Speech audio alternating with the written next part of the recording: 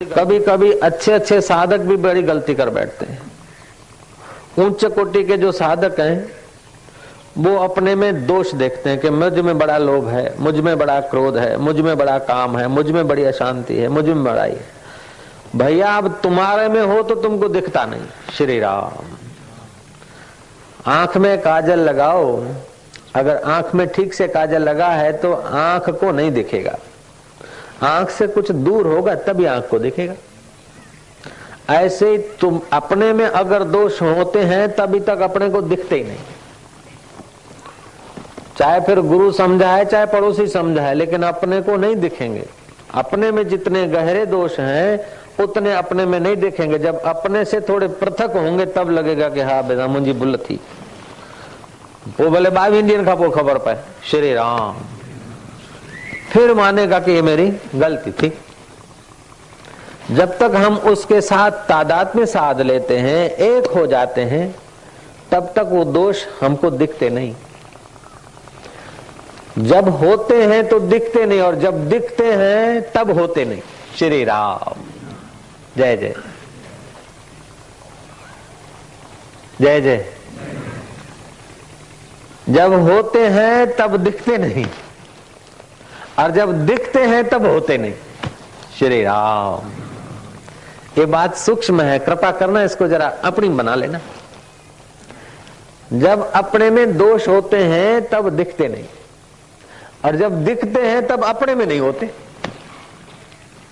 मजे की बात क्या है कि अपने में होते और नहीं दिखते हैं तो आदमी दोष करता जा रहा है, और अपने में नहीं होते और जब दिखते हैं तो दोषी मान के दबा जा रहा है। हाय राम, दोनों बाजू से घाटा। श्री राम। मैं फिर से दोहराता हूं, कृपा करके याद रखना। अपने में दोष होते हैं तभी दिखेंगे नहीं। जैसे आंख में काजल होगा ना तो नहीं दिखेगा, ठीक है ना। आंख में काजल होगा तो दिखेगा नहीं, दिखेगा। और आंख से दूर होगा तब दिखेगा। तो अपने में दोष होंगे तो दिखेंगे नहीं, और जब दिखेंगे तो अपने में नहीं होंगे। दिखने के लिए थोड़ी दूरी चाहिए, थोड़ा अलगाव चाहिए। अलगाव नहीं होगा तो नहीं दिखेंगे। तो जिनको दोष दिखते हैं वो खुशी मनाए कि वाह वाह हमारे में नहीं है। चिदानंद रूप शिवोहम शिवोहम। श्री राम। उसका मतलब ये भी नहीं कि दोषी काम करता रहे और कोई बता के हाँ लेकिन हमारे में नहीं है। दे धराधर दे धराधर दे धमाधम करता रहे। कहने का तात्पर्य है कि ये गुण और दोष होते माया में है, लेकिन हम अपने को नहीं जानते तो माया से इतने मिल जाते हैं कि महाराज हम खो गए। झूले की स्पीड में आगे और पीछे की स्पीड में वो मध्य में भी आता है और उसका आधार मध्य ही है, वो हम भूल ही गए। एक बुढ़िया माई थी, लकड़ी टेकती टेकती कथा में पहुंच गई। कथा कोई संत पुरुष थे, अनुभव संपन्न महापुरुष थे। ईश्वरो सर्वभूतानां हृदय से अर्जुन तिष्ठति भ्राम्यन्ति सर्वभूतानि यंत्र रूढ़ानि माया। उस श्लोक पर भगवान सब में है, प्राणी मात्र में ईश्वर है। जो ईश्वर के सिवाय देखेगा उसको राग और द्वेष दिखेगा, मित्र और शत्रु दिखेगा, मान और अपमान दिखेगा, अपना और पराया दिखेगा, और जीवन और मृत्यु दिखेगा। और घटी यंत्र किनाई भटकता ही रहेगा। लेकिन जिसको सब में ईश्वर दिख गया उसका तो बेड़ा पार हो जाता है। इस प्रकार का अनुभव संपन्न महापुरुष व्याख्या कर रहे थे श्लोक की। बुढ़िया को ये बात गले उतर गई कि सब में परमात्मा है। तो फिर उसका कोई मान होता तो बोले राम जी की इच्छा, अपमान हुआ कि राम जी की इच्छा, सुख आया तो राम जी की इच्छा, दुख आया तो राम जी की इच्छा। उमा दारू योषित की नाई सबई करावत राम गोसाई। मेरे राम की कृपा के बिना क्या हो सकता है, पत्ता भी तो नहीं हिल सकता है। तो बुढ़िया को ये पता चल गया। हम पहले सुनते थे कि भगवान की इच्छा के बिना पत्ता भी नहीं हिल सकता, तो हमको संदेह रहता था कथा में संत लोग बोलते बात झूठी नहीं हो सकती। लेकिन पत्ता भगवान की इच्छा के बिना नहीं हिल सकता है, तो कितने पत्ते हैं, कितने वृक्ष हैं, और भगवान घड़ी घड़ी में कहते हो कि हिल ना हिल, हिल ना हिल, तो भगवान को नींद कैसे आती हो? ऐसी शंका हुआ करती थी बचपन में। छोटे थे हम, चड्डी पहनते थे, बुशर्ट पहनते थे, छप्पे छापे वाली, तभी की बात। जय जय श्री राम। गुलड़ू थे, मतलब जोगी की उम्र के, 10-12 साल के, तभी की बात है। माँ सुनाती थी माँ कि भाई कथा में आज सुन के आया कि भगवान की इच्छा के बिना पत्ता भी नहीं हिलता है। वो जो कथा सुन के आती थी सुनते थे रुचि से। आज सत्संग क्या सुना, तो उनका भी पक्का हो जाता था और अपने को भी अच्छा लगता था, रुचि थी। फिर ये सोचते थे, माँ तो कथा सुन के आई और सुना दी, तो कुछ कुछ ऐसी बातें थी वहां चित्त फिर विचार करता, फिर ऐसी गति नहीं थी, ऐसा सत्संग नहीं मिलता था। तो चलो कि भाई भगवान की मर्जी है, भगवान की। फिर वो जो शंका का समाधान नहीं होता ना, वो फिर अंदर खटकती है, रास्ता बनाती हो। तो अभी आपके चित्त में भी ऐसा हो सकता है कि भगवान की इच्छा के बिना पत्ता नहीं हिल सकता है, ये शास्त्र कहते हैं, संत कहते हैं। और अगर सोचा जाए कि भगवान इच्छा करे, इच्छा के सिवा एक पत्ता नहीं हिल सकता है, तो सारा दिन इच्छा करते करते तो भगवान तो थक जाएगा। हम चार घड़ी सतत इच्छा करते तो परेशान हो जाते। रात्रि को इच्छाएं दब जाती तो शांति मिलती है। कथा सुनते सुनते इच्छाएं भूल जाते हैं तो आनंद आता है। कुछ देखते देखते और इच्छाएं हट जाती तो मजा आता है। तो हमारा स्वभाव तो आनंद है और इच्छाएं परेशान करती। तो भगवान की इच्छा बिना अगर पता नहीं हिलता होगा तो भगवान कितने परेशान होंगे। श्री राम। इस प्रकार के भाव विचार आते हों। हकीकत में क्या होता है कि भगवान की इच्छा के बिना पत्ता नहीं हिल सकता, ये बात भी सच्ची है। और जैसे हम सोच रहे कि भगवान जैसे हम इच्छा करते ऐसे भगवान इच्छा करते, ये बात नहीं। श्री राम। पत्ते हिलते हैं हवा से, हवा रहती है आकाश में, आकाश होता है प्रकृति से, और प्रकृति होती है पुरुष से।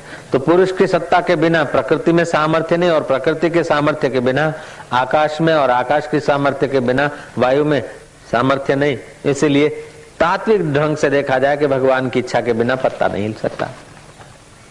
जय जय।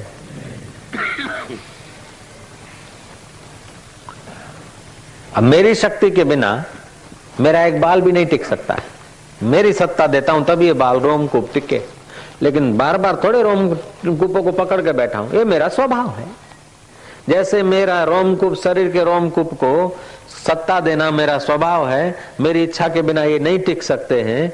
ऐसे ही अनंत ब्रह्मांड का आधार, जैसे तुम्हारे शरीर का, तुम्हारे रोमकूप का आधार तुम ही हो। तुम्हारी इच्छा के बिना तुम्हारे रोमकूप नहीं टिक सकते हैं, तुम ही इनको सत्ता दे रहे हो। ऐसी कोई क्षण नहीं कि तुम्हारे से तुम्हारे रोमकूप अलग हो जाएं। जय जय। और अलग हो गए तो तुम्हारे शरीर पर नहीं टिक पाएंगे।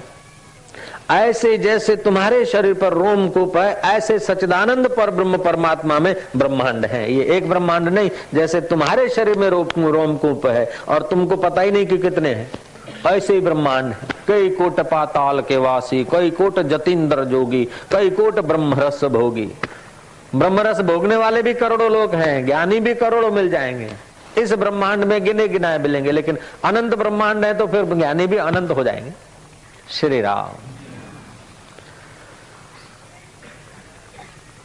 तो जब हम ज्ञान स्वरूप ईश्वर के तरफ नहीं देखते हैं तो गुणों में देखते हैं, और गुणों में देखेंगे तो विषमता के बिना कुछ नहीं लगेगा। तो अब विषमता को मिटाने के लिए क्या करना चाहिए कि मान अपमानयोस् तुल्य, तुल्यो मित्र अरिपक्षयो। मित्र और अरिपक्ष, शत्रु के पक्ष में और मित्र में जो तुल्य है, ये श्री कृष्ण कह रहे हैं। क्योंकि अरिपक्ष और मित्र का पक्ष, अर्जुन मित्र थे, शिष्य थे, और दुर्योधन अरिपक्ष थे। मित्र को थोड़ा कम भी दे देता है आदमी तो चल जाता है। शत्रु के प्रति उदारता होनी चाहिए और मित्र के प्रति न्याय होना चाहिए। जो समझदार माया है, अपना लड़का लड़ा, अपना लड़का लड़ाई किया, लड़ा पड़ोसी के बच्चे के साथ। अब जो चतुर माई है तो अपने लड़के के प्रति न्याय करेगी और पड़ोसी के लड़के को उदारता से व्यवहार करेगी। तो पड़ोस की मिठास बनी रहेगी। जय जय। हम लोग क्या करते हैं, जहां अपना होता है वहां पक्ष लेते हैं और पराये को सोचते हैं, उसीलिए मुसीबतें बढ़ जाती है। और तत्व से देखा जाए पराया कोई है ही नहीं, ममता से अपना और पराया दिखता है। तो जो जो संसार में दोष होते हैं वो तटस्थ विचार के अभाव के कारण आदमी कर्मों की जाल गूंथता है और दुखी होता है। बुढ़िया माई ने सुन रखा था कि सब में एक परमात्मा है और व्यक्ति अपने अपने प्रारब्ध, अपने अपने स्वभाव, अपने अपने कर्म से जन्मते हैं, सुखी दुखी होते हैं अपने विचारों से। जिस वक्त सुख के विचार करता है तो आदमी दुख में भी सुखी हो जाता है, और दुख के विचार करता है तो सुख में भी आदमी दुखी हो जाता है। मुक्ति के विचार करता है तो आदमी जेल में भी मुक्ति का आनंद ले सकता है, और बंधन का विचार करता है तो महाराज आदमी सैर करते हुए किश्ती में भी अपने को बंधा हुआ मानता है। श्री राम। श्री कृष्ण कैद में है तभी भी मुक्तता का अनुभव हो रहा है। बुद्ध पुरुष ज्ञानवान जेल में भी बैठे रहे, मान लो कोई उनको कोई ऐसे कारण से उन्होंने करा या प्रकृति दोष से उनको सजा भी आ गई और जेल में भी बैठे हैं, तो मुक्त आदमी जेल में भी मुक्त है, और बंधन वाला तो हवाई जहाज में भी बंधा हुआ है। श्री राम। तो विचारों में बड़ी शक्ति है। विचार ही दुख और सुख पैदा करते हैं, और विचार से ही आत्म विचार आता है तो आदमी परब्रह्म परमात्मा के साथ एक होने का अनुभव करता है, और अनात्म विचार आता है तो आदमी ऐसी गुत्थियां बना लेता है कि महाराज उसका मुक्त होना बड़ा कठिन सा लग रहा है। आदमी अपने भाग्य का आप विधाता है, जैसा जिस वक्त विचार करता है ऐसा वो हो जाता है। घृणा के, हिंसा के, खिन्नता के विचार करने से ब्लड पर भी वैसे ही प्रभाव पड़ जाता है। मैं बीमार हूं, मैं चिंतित हूं, मेरा दुनिया में कोई नहीं, मैं अभागा हूं, हाय रे हाय हवे मारू शू थशे, ऐसे विचार मात्र से उसका दुर्भाग्य चालू हो जाता है। जो हो गया है सब सपना है, जो हो रहा है वो देख रहे, जो होगा वो देखा जाएगा, हम है अपने आप खुदा के बाप, हरि ओम तत्सत, बीजू बधु गप सप। ऐसे विचार आने से तुरंत वो ब्रह्मानंद की मस्ती उससे छलकने लग जाती। ओम ओम ओम। ढेजारे दुश्मन जी दुआ वणन सज्जन जू गारियूं थियूं।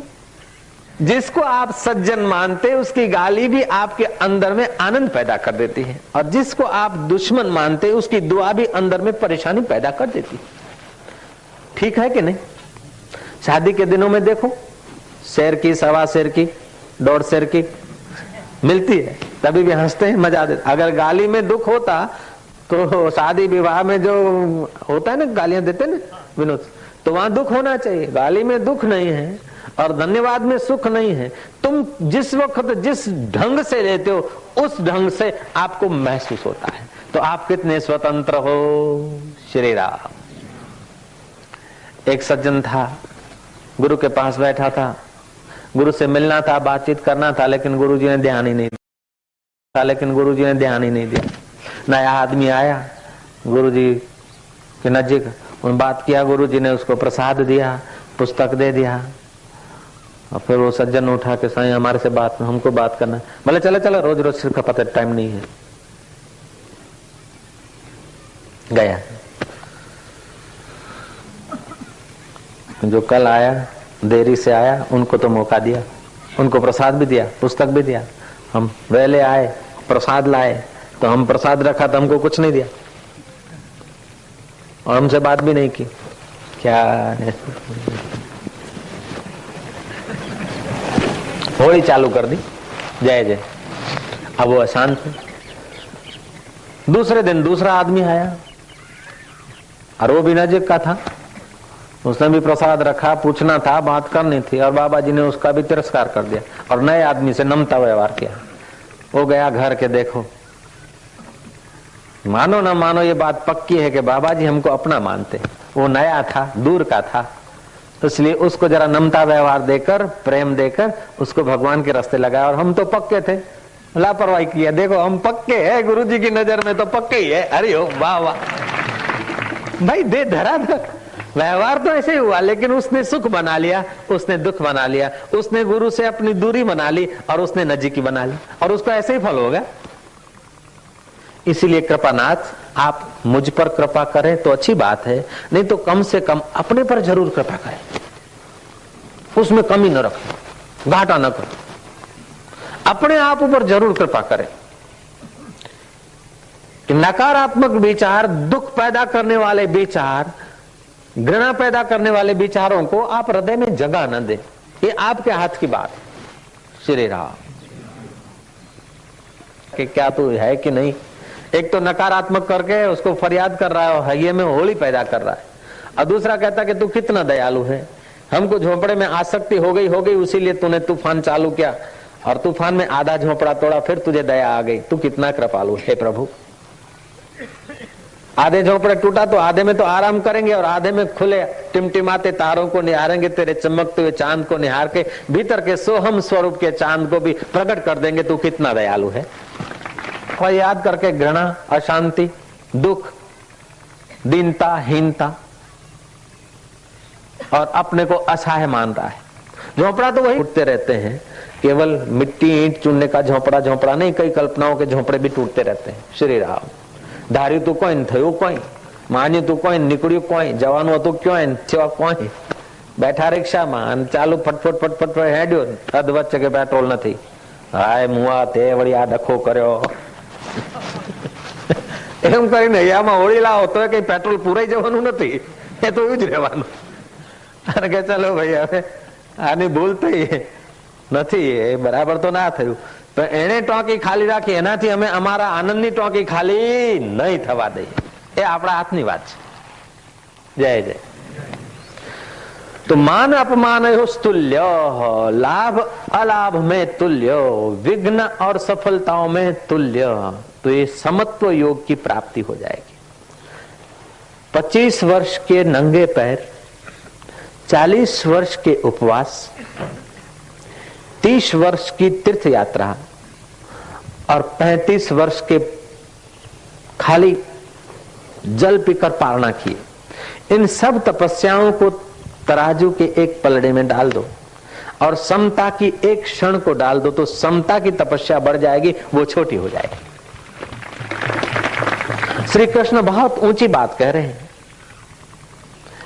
समता से चित्त में विश्रांति मिलेगी, और चित्त में विश्रांति मिलने से सामर्थ्य का प्रागट्य होगा, और समर्थ को नहीं दोष गोसाई। श्री राम समर्थ को नहीं दोष गोसाई। देशी भाषा में आपने सुना होगा कि दुबड़ो कहे ते जाए अने धोल तमाचा खाए।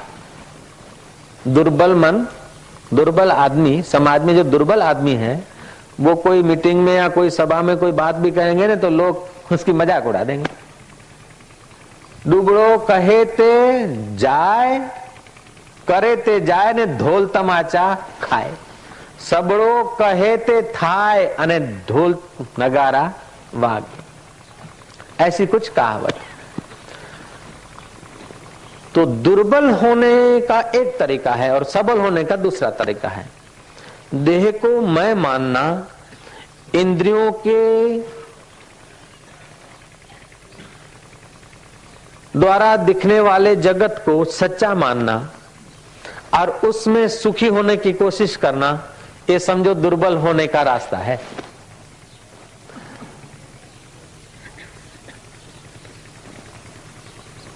देह को और इंद्रियों को प्रकृति की चीज मानना और संसार को स्वप्न मानना और उसको देखने वाला आत्मा चैतन्य साक्षी सत्य है, वो अपने को मानना, ये सबल होने का तरीका।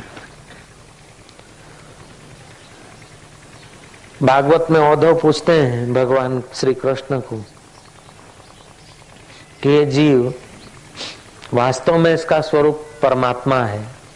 भगवत गीता के दूसरे अध्याय में और 14वें अध्याय में अर्जुन ने प्रश्न किए हैं कि गुणातीत के क्या लक्षण हैं, स्थिति प्रज्ञ की क्या भाषा है, जो समाहित है, जो समाधिस्थ है, वो कैसे खाता है, कैसे बोलता है, कैसे चलता है, इसका आचरण कैसे होता है। यही बात गुरु गोविंद सिंह के शिष्यों ने गुरु जी से पूछी कि गुरु जी आप बोलते ब्रह्मज्ञानी सदा निर्लेपा होता है, ब्रह्मज्ञानी अनाथों का नाथ होता है, ब्रह्मज्ञानी का सब ऊपर हाथ होता है, ब्रह्मज्ञानी सद सदा जागत ब्रह्मज्ञानी अहम बुद्धि त्यागत। आप ब्रह्मज्ञानी की प्रशंसा करते सम अघाते नहीं, तो ऐसा ब्रह्मज्ञानी गुरुजी कैसा होता है? उसको पैर कितने होते हैं? गुरुजी ने कहा 2 पैर होते हैं।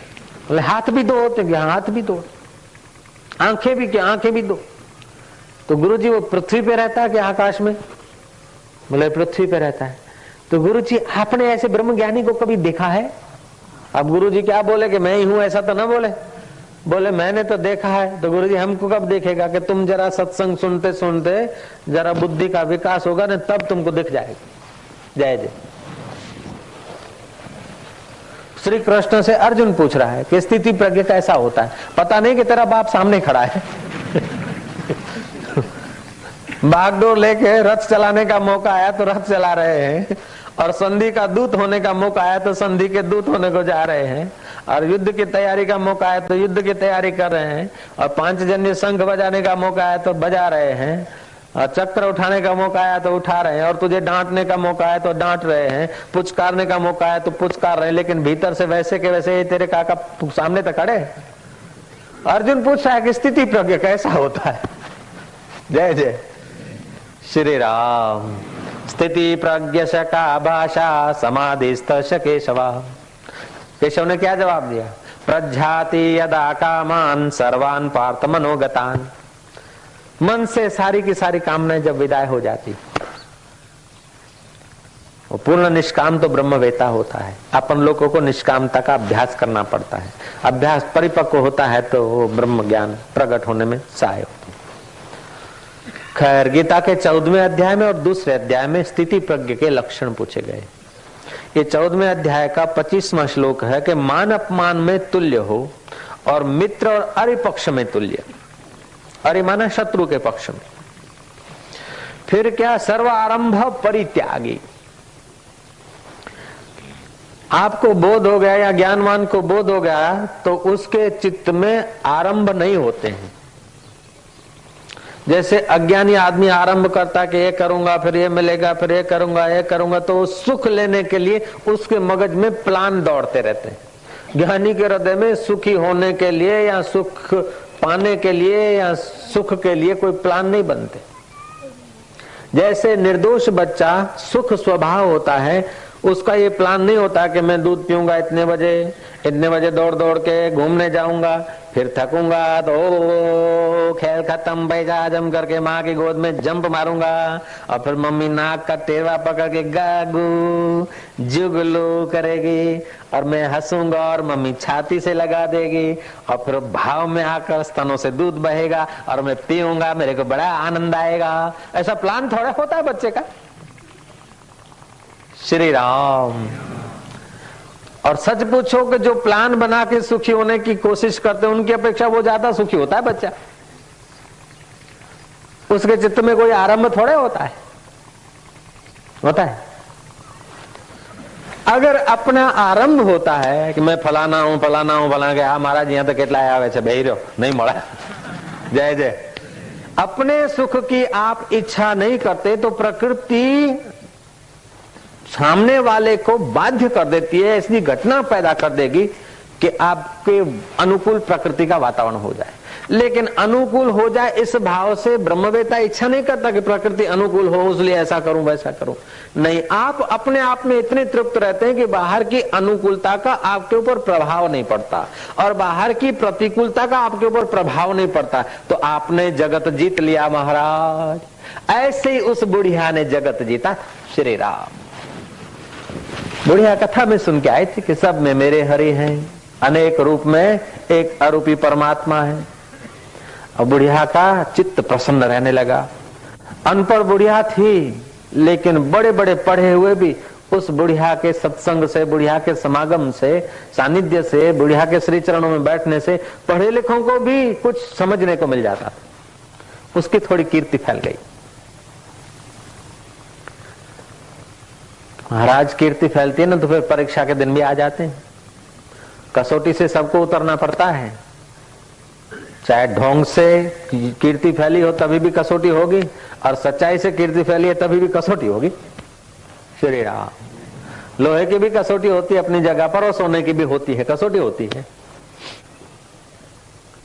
कसौटी के लिए लोग तो आए और जिनका भाव अच्छा था वे धन्य धन्य करके विदा हुए, जिनका कुभाव था कि आ तो ऐसे ही वैसे करके अशांत होके गए।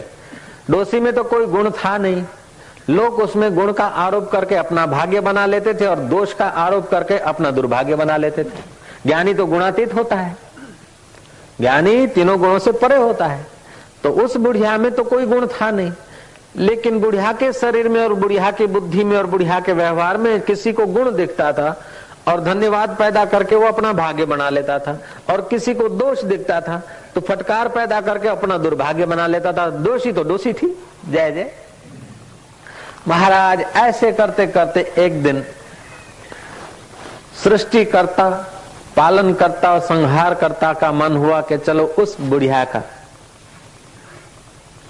परीक्षण किया जाए। महाराज ब्रह्मा जी बने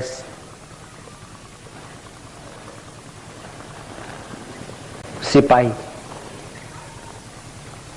विष्णु बने, रुद्र बने सर्प, विष्णु बने सिपाही और ब्रह्मा जी बने पंडित। तीनों देव तीन रूप धारण करके बुढ़िया के घर में आ पहुंचे। लक्कड़, पुराने जमाने में लकड़ों का ढेर रखते थे प्रांगण में। लक्कड़ के ढेर से एक सांप निकला जो रुद्र बने थे। उस सांप ने बुढ़िया का एक जवान बेटा था, उसको झपट लिया। कारमी चीज पाड़ी ने वेलो जुआन हाय माड़ी रे करके मर गया। नाड़ी बंद हो गई, जहर का असर तुरंत शरीर में व्याप्त हो गया। बुढ़िया ने देखा लेकिन चित्त में शोभ नहीं हुआ। इतने में वो सिपाही प्रकट हो गए। सिपाही आया कि आवाज किसका आया, आवाज किसका आया, माड़ी रे किसने कहा? तो बोले वो तो मेरे बेटे को जरा सांप ने काटा ना, उसलिए। तो फिर माई ये तो मर गया। हाँ बोले मर गया तो उसका आयुष्य पूरा हुआ होगा। बोले ये इसी सांप ने काटा है? बोले हाँ। बोले ठहरो इसको तो पहले ठीक करो, भाग जाएगा। बोले नहीं नहीं भैया ठहर ठहर ठहर, इसको मारने से मेरा बेटा जिंदा तो नहीं होगा और प्रारब्ध वेग पूरा हुआ होगा। उमा दारू योषित की नाही, सबई करावत राम गोसाई, सब भगवान करते हैं, फिर मैं नाहक नया कर्म का बंधन क्यों मानूं? मेरे बेटे का इसी निमित्त प्रारब्ध पूरा हुआ होगा, मृत्यु हुआ होगा। नहीं तो इतने दिन तक लकड़ियां तो थी, बेटा तो निकालता था, यहीं हम रहते थे, कभी आया नहीं। और आया ओचिंता आके काटा है तो इसका कुछ घड़ी पूरी हुई होगी। अब इसको मरवा के मैं अपना नया कर्म क्यों बनाऊं? जाने दे जाने दे। इतने में वो ब्रह्मा जी आए पंडितों के। नारायण नारायण, अरे मैं तो भिक्षा लेने आया। क्या है माई, क्या हो गया? बोले सांप ने जरा बेटे को काट दिया। सिपाही बोलता कि बुढ़िया बोलती इसको मत मारो। पंडित बोलता है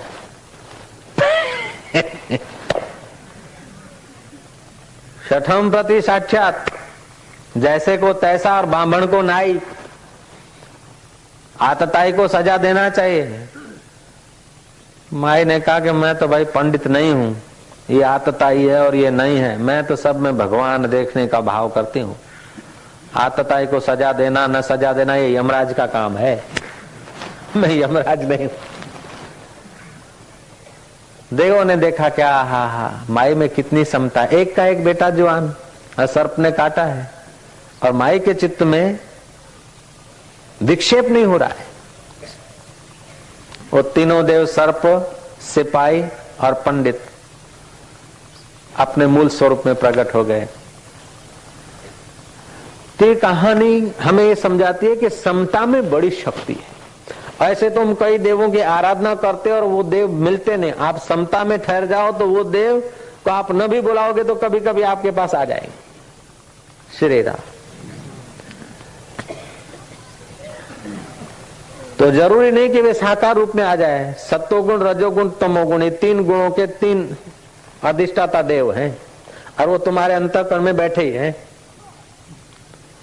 उनके वास्तविक स्वरूप को समझने की समता भी, शक्ति भी समता से आती है। तो यहां भगवान बोलते हैं मान अपमानयो तुल्य तुल्यो मित्र।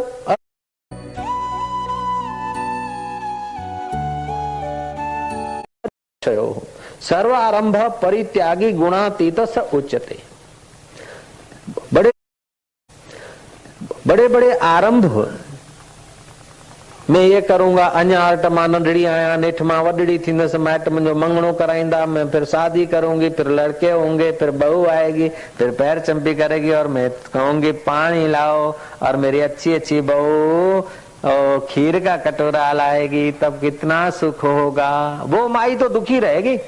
श्री राम, जो किसी के आधीन सुख की इच्छा करता है, बहू आएगी तब सुख होगा, बेटा होगा तब सुख होगा, शादी होगी तब सुख होगा, दुकान होगा तब सुख होगा, ये ड्रेस सिल जाएगी तब सुख होगा, डिजाइन वाला जब्बा पहनूंगा तब सुख होगा, ये सलवार पहनूंगा तब सुख होगा, ये कुर्ता पहनूंगी तब सुख होगा, ये बुशर्ट पहनूंगा तब सुख होगा। समझ लेना कि वो सुख को जानता ही नहीं, वो दुखी होने का सामान इकट्ठा कर रहा है, वो परेशानी का सामान तैयार कर रहा है और कुछ नहीं कर रहा है।